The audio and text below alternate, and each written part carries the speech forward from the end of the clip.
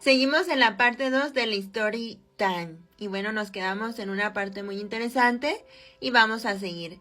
Pues resulta y resalta que la hermana pues tenía muchas opiniones, pero no tenía la libertad para expresarse porque pues como le había dicho la superiora, ¿quién era ella? Ella era una simple novicia que no podía hablar sobre estos temas ni dar su opinión sobre lo que ella quería o pensaba que podía ayudar a la comunidad.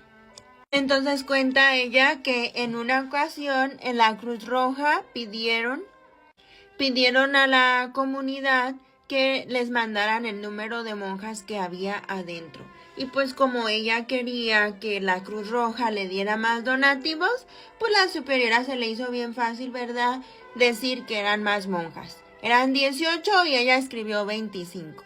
Y que un día la dejaron a ella entrar a la provisoría, a la alacena, así le llaman dentro de las comunidades, dentro de los conventos, provisoría, y pues que fue mucha su sorpresa al ver que había muchísima comida y que no había abasto para que las hermanas pudieran consumir tal cantidad de alimentos. No se daban abasto, o sea, había demasiada cantidad de comida y que la superiora dejaba que, y bueno, la superiora y las hermanas pues dejaban que esto se echara a perder y se desperdiciara. No, todo eso venía de bienhechores, de personas que ayudaban a la comunidad religiosa. Y pues todo esto se tiraba a la basura sin dárselo a los que necesitan, a los más pobres. No había ningún diálogo y ella no podía decir pues que esto que estaba pasando pues estaba mal. Y pues ella no podía manifestar nunca ni sus dudas, ni sus desacuerdos, ni ninguna aclaración porque ella no tenía ni voz ni voto en esa comunidad. La formación que recibía era muy nula. Desgraciadamente esto pasa en muchas comunidades religiosas también, que casi no hay formación y la formación que hay es muy pobre. Nunca tuvo durante su postulantado y su noviciado conocimiento de las verdaderas reglas y constituciones de la congregación. A las novicias no se les permitía leer ni estudiar las constituciones ni las reglas. Ni siquiera tenían una Biblia.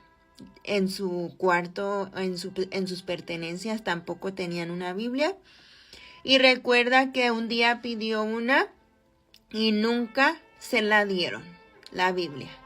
La falta de formación fue una carencia muy importante durante todo el tiempo que estuvo en la comunidad. O sea, ella hacía las cosas por hacerlas porque ni siquiera conocía las reglas.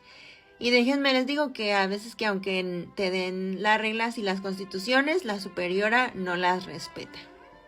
Y hace lo que quiere porque sabe que el Código de Derecho Canónico y que muchos miembros de la iglesia la van a apoyar porque pues ella es la superiora y ella manda ahí y sus charrones truenan ahí. Lo digo por experiencia. Y bueno, la hermana opina ella, que de ahí también viene desgraciadamente la falta de formación, pues viene esto de dejarse manipular, de confundir el apego a las tradiciones, a lo esencial, a lo que es accidental, a lo que no es normal y no es sano para nosotras en las comunidades religiosas. Desgraciadamente. Y esto sigue pasando y pasa en la iglesia y nadie habla de esto en las comunidades religiosas. Déjenme que les diga. De la vida consagrada, lo que más la hermana quiere destacar como problema no resuelto es la obediencia mal gestionada. La falsa obediencia a la superiora.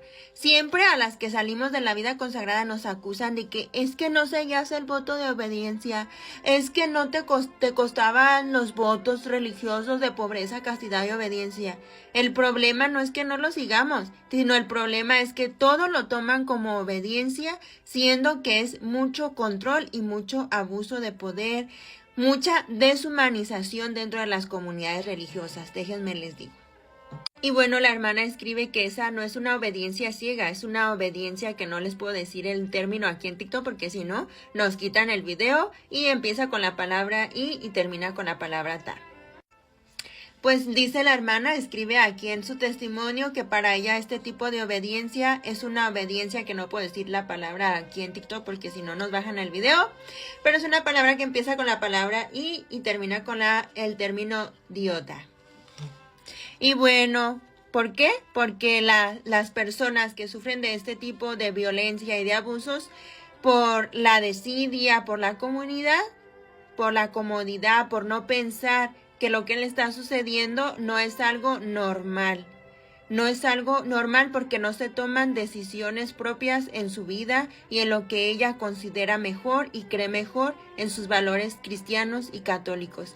Y desgraciadamente muchas personas dentro de la Iglesia Católica siguen diciendo eso, que es porque no sabemos obedecer y no obedecemos. Más bien los invito a analizar el término de obediencia y lo que realmente es obediencia para Jesús. Realmente el término obediencia, nos dice la hermana, es una inmensidad de virtud, de humildad. Para quien es obediente y quien profesa en la vida religiosa, realmente es una persona obediente y este término se ha ido deformando desgraciadamente. Pero también exige de nuestros superiores una recta intención para el que manda. El exceso en el que manda de soberbia, de egoísmo, es lo que hace que se provoque una verdadera idolatría al superior y a la superiora. Como bien dice Leonardo Castellani, la obediencia religiosa está enderezada a la perfección evangélica.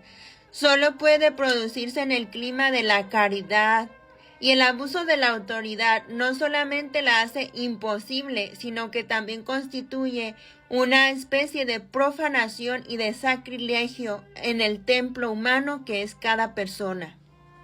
La obediencia no se puso en las comunidades religiosas para que se provoque este tipo de sacrilegios.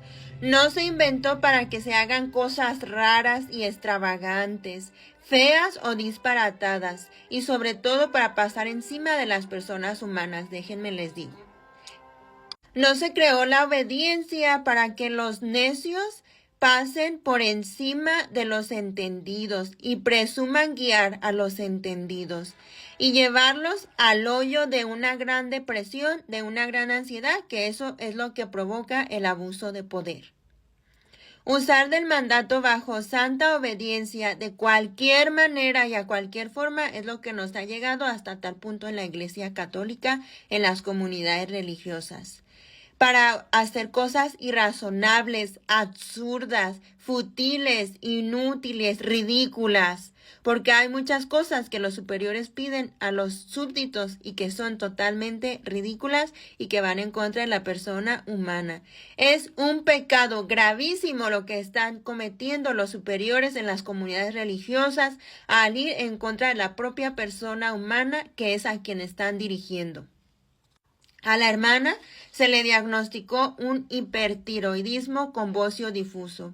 El médico le prescribió, además de la medicación, comer bien varias veces al día, no madrugar, ni mucho menos trabajar, es decir, estar en casi reposo absoluto. La superiora y la maestra de novicias acordaron que la hermana tenía que seguir la vida normal como todas las monjas, para que esto no se demostrara a las hermanas y diera una apariencia de que ella seguía muy sana.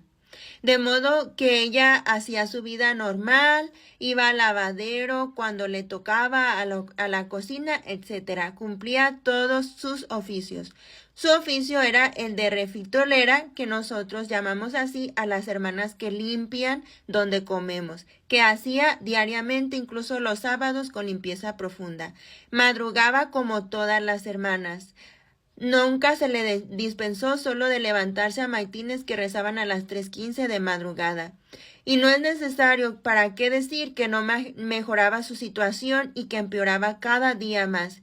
Y esta situación la hizo decidir abandonar la vida consagrada. Y desgraciadamente se nos echa la culpa a nosotros después de estar tan enfermas, de haber tenido que abandonar la comunidad religiosa. ¿Y que es porque no teníamos vocación? No, déjenme les digo que no, que es por esta falta de amor y de caridad de los superiores.